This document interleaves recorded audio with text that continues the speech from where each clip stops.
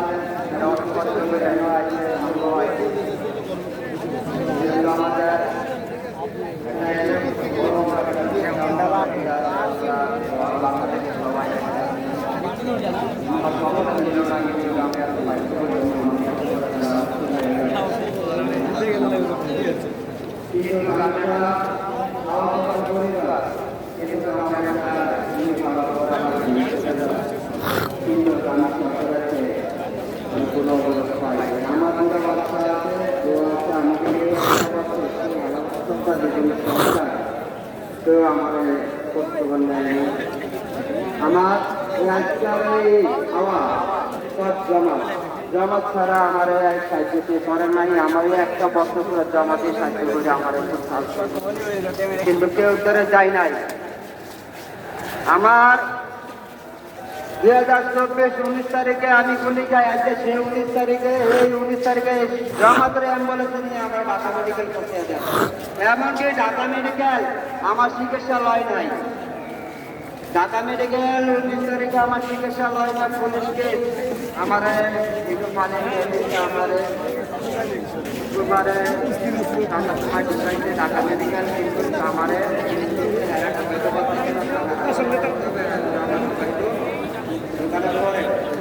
আমার চিকিৎসা পাবো, আমার চিকিৎসা ভালো হবে। তাকে হঠাৎ করে এক জমাত এক ডাক্তার আসা আমার করার পরে আমার রাজ্যের কাছে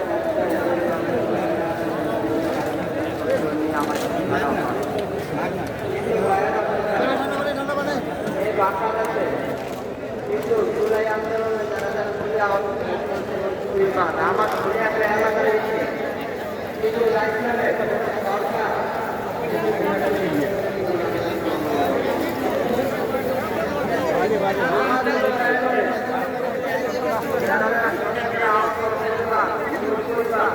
সরকার সমস্ত সব সবকে চেষ্টা করে গেছে আমার সমস্যা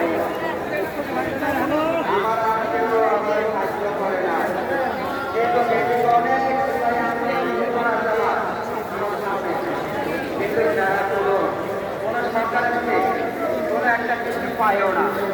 কিন্তু আমার ভিতরে নাই ওরা আসতে পাই আমি মনে করি কিন্তু আমার আন্দোলনে যারা যারা সচেতন হয়েছে, যারা গুলি খাইছে, যারা পরিবার হয়েছে আমার বাজারে যেদিকে আমাদের আমার 29 তারিখে আমাদের বাসা থেকে 5 তারিখে আমার এক ভাই আমার আর এক ছেলেটাকে যাতে একবার গান করে মনে করে ডাক্তার বাড়ি গিয়ে আমার পরিবার হচ্ছে পরিবার হচ্ছে আমার যেটা আমার একটা এই আছে এই 28 তারিখে আমার